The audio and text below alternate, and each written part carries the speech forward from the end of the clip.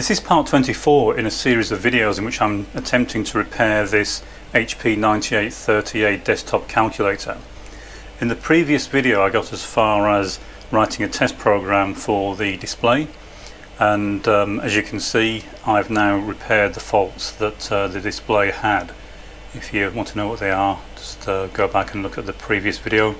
But in short, there were some missing rows and a few missing columns on the display.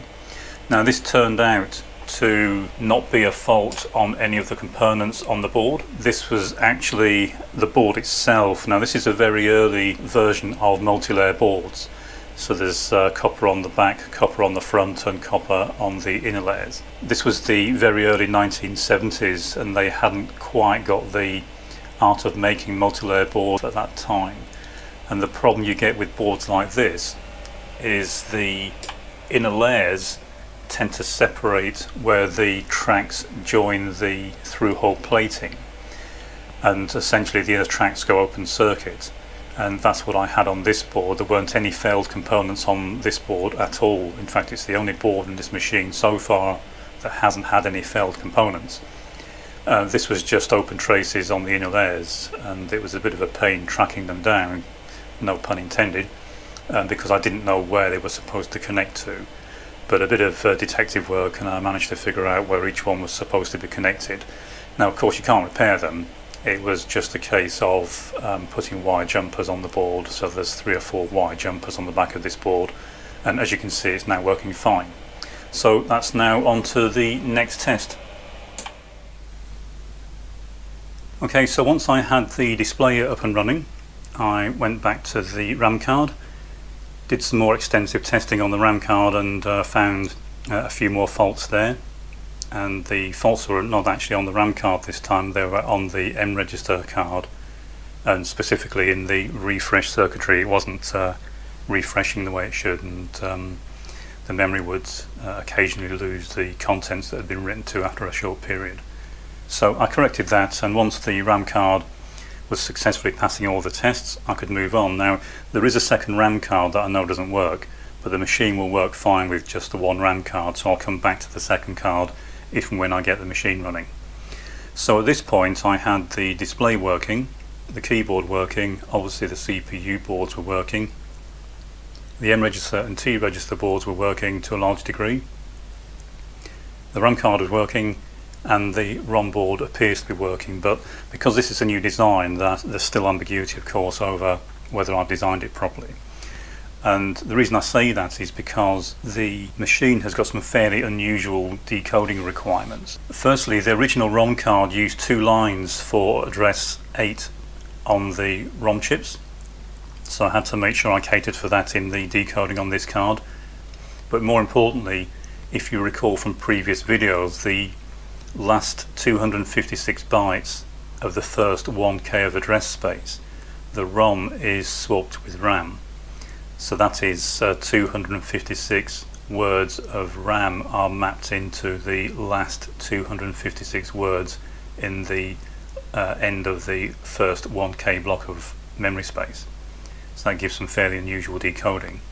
Also, if we look at the address selection for the ROM card, so this circuit's on the M register card, and this device here is a 1 of 16 line decoder, and the way this works is address lines 9 up through 14 are fed into it, and it selects one of the 16 lines that go off to select one of the 512 word blocks of ROM space. And the reason this is needed of course is because the ROMs that the card used were 512 byte ROMs, so they needed this selection mechanism in order to select the correct bank.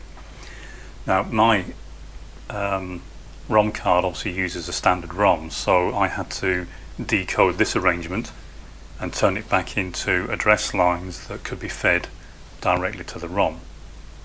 Now I did that using a 16 line priority encoder, and the way this works is it kind of reverses the process from the 1 of 16 line encoder. It also creates one of the select lines for the ROM chip, so there are 2 select lines that I've used in this ROM card to make sure that the ROM is selected at the right time. So there still could be an issue with the addressing of the ROM card, because I know that everything else has been tested as far as I can, and yet the machine still won't run with its correct system software. The other issues I have, of course, is this could be an issue with the code I'm putting into the ROM. As you know, I got it from the emulator, passed it through numerous software utilities to create the image that I put into the ROM. So that could have failed anywhere along the way. It might be the original emulator code has been modified by the designer of the emulator so that it worked in his software. Having played with the emulator and looked at it, I somehow doubt that's the case. I don't think the designer would have been happy doing that. He's made an extremely good job of the emulator, and so I assume that he wouldn't be happy with taking shortcuts or modifying the code. So I decided to proceed on the premise that the code was correct initially. That could still mean that I'd made a mistake somewhere in the software utilities, but because I'd reversed the process and ended up with the original file as an exact match for what I took from the emulator, again I decided to proceed on the assumption that the process of creating the image was correct. Also, stepping through it using the analyzer seemed to give the correct results. That leads me back to there being a hardware fault somewhere, and the next step was fairly obvious. It was to write a software test routine. So the software routine for testing the ROM is far simpler than the other test code. This works simply by I've written a value to each memory location in the ROM that represents its address. So in other words, at address location 100 hex, there is a value 100 hex in the ROM. That's for the entire ROM apart from this block that contains the code. And all the code does is it steps through each address, reads the value there, and checks that the value that's returned matches the address. I can't really just use the same value at each address because I'd have no way of knowing if the addresses were being changed, because obviously whatever address it read would be the same. So I had to go through this method to make sure that the correct addresses were being read. And this test threw up a failure, and it was a failure at exactly the same address every time, and that was address 512 decimal. Now, anyone that's familiar with working on computer systems, digital systems, will realise that's a fairly significant address. It's the first address that's controlled by address line 9, and if we look back at this circuit, we'll see that address line 9 is the one that is used to map out this this block of ROM and RAM. So the way that this works is that what we want to do is use the upper half of this block that's selected by address 9 and map it out to a different address. And the way that you select the upper half of that block is by looking at address line 8. So in other words, when address line 8 and 9 are selected at the same time, so we've got 9 and 8 coming in here to this small piece of logic, and when both those lines are high, that's within the block that we want to map out of the ROM space. And there's a similar arrangement in reverse for the RAM mapping. In other words, instead of just going through sequentially selecting all these in response to the incrementing address at a particular point, this is triggered and it maps the line out. So I won't go through the testing because I'm sure you're getting a bit fed up watching the analyzer screen, but when I was running this test it stopped at 512 decimal, which is 200 hex, and it did that every time. So I was fairly sure there was a problem with this particular line, because this is the one that's used to select the particular 512 word block within the ROM. And when I put a scope onto address line 9 of the ROM, it wasn't changing. Now that could have been a fault with the encoder I put on here, but I went back, put the analyzer on them, and it was all working fine. Went back through the system, bearing in mind that the addressing in this machine is very complex because of the way that the CPU works, and bear in mind a particular address goes through pretty much every card. It goes through the CPU cards, the M register, the Q register, the T register, and so on to the ROM. There's also a ROM buffer and a second ROM card that come into play as well. But I followed this back through and ultimately found that the fault was indeed in this device, so I replaced that, wrote another even shorter test program for the ROM, and all this does, it just reads sequentially every memory address in the block where I knew the fault was. And the reason for doing this is because if you ever try to look at the address lines on a digital system, then they're extremely hard to follow, because obviously they're just randomly used depending on what the software is doing. But when you're running a very specific test where they are toggling in a orderly manner, then it's very obvious when they're working and when they're not working. Whereas running the system code, obviously certain address lines may not be triggered at all, and that might not be a fault. So running this test allowed me to very quickly locate the faulty device.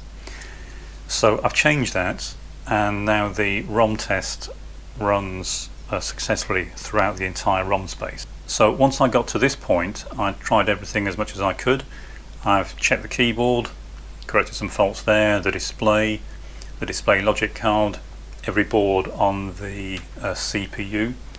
Incidentally, the CPU is currently running a set of replacement ROMs. I'm keeping the originals. Only one is faulty, but I put an entire new set in so I could keep these as original spares. As I said, all the boards have now been tested, so the next step is to once again fit the system code and see if I can detect any further activity on the address lines and in the system.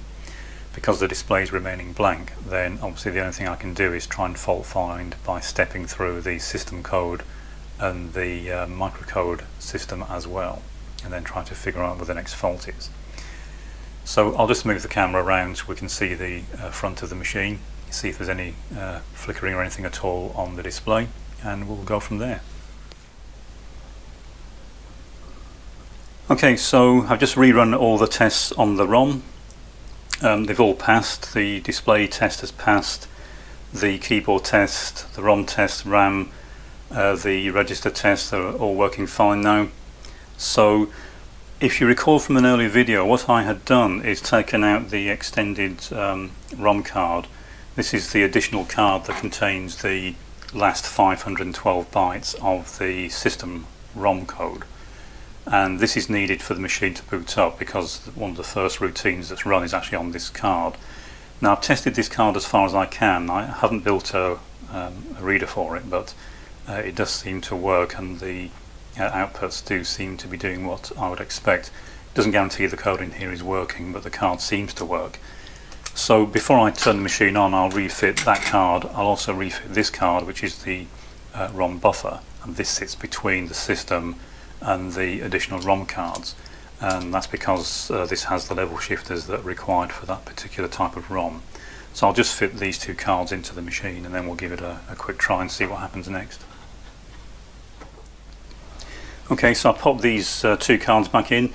This arrangement on the back with the jumpers, I mentioned previously that I might need to add some additional decoding logic because of the address 8 issue. It didn't seem to be strictly necessary, but just to be on the safe side, I have added it. I'll probably produce a second run of these cards that incorporates that. And this extra white wire down here is the one that I was connecting to the address select line to allow me to bypass these two cards. But this is a full test with the correct ROM in, so I want to see if those cards actually work or what the system does. Okay, so I'll power it up, see if anything appears on the display. If not, we'll go back to the analyzer and see if we're getting any further through the boot up sequence. What I was doing before was just following the boot up code and seeing how far it got. And if you watch those videos, you know it jumped into a routine on this extra card but never returned. And that might have obviously had something to do with the ROM addressing, but we won't know that until we step through it again. So I'll power it up, see what happens. Okay, so no smoke, and It appears we finally have something on the display. Okay, I'll move the camera closer into the display. It's looking quite interesting. We are finally getting something there. Now, it does appear to be the correct display. I believe it's kind of supposed to be a T on its side, which is what it appears to be. Can't really see the display very well from where I'm standing because the camera's in the way, but I'll move the camera closer so we can have a look and see if anything else is working. Okay, well, I can see the display now, and it does appear to be the correct startup, so try pressing the key and see what happens. That's again very promising. Now, of course, I don't actually know how to use this, so I'll just guess. I have been playing with the emulator, so we'll try and do a simple calculation. So I'll press the 5 times 6, execute, which is correct.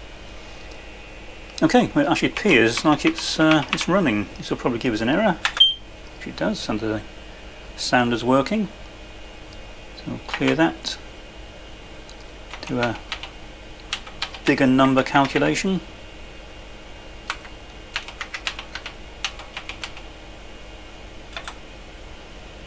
Okay, well, it looks like we finally might be getting somewhere. So what I have now is the machine in its relatively basic form. One RAM card is still not fitted. I will come back and look at repairing that later. I will now refit the other modules. Obviously the tape reader is not in, so I don't know if the tape reader cards work. I know that the sounder works, which is on one of them, but there are 3 other cards that are used to drive the tape. We've then got the module for the extra ROMs, and there's another similar module card at the back. So I'll go through and fit these one by one. Now, I can't actually plug this ROM card that I've made directly into the machine because it's got a ZIF socket fitted. So what I'll do is make a second card with a standard socket so I can plug it directly into the machine. I needed a ZIF socket on this card because I've obviously been developing a lot of firmware, so it didn't make sense to have a standard socket. But I'll make a second card, plug that in, and then go through the machine and start plugging the other cards in. The ROM I got in here actually has all the code, including the test code. I can just select the various tests by changing the switch positions, and they're accessible with the card plugged in. So I'll do that for the next video. I'll get another card made up, and then I'll go through and we'll start looking at the various other modules, the tape drive, see if we can get the tape working. And then I'll look at getting it reassembled and carrying out some proper testing. But this is definitely a huge step forward. As ever, any comments are welcome.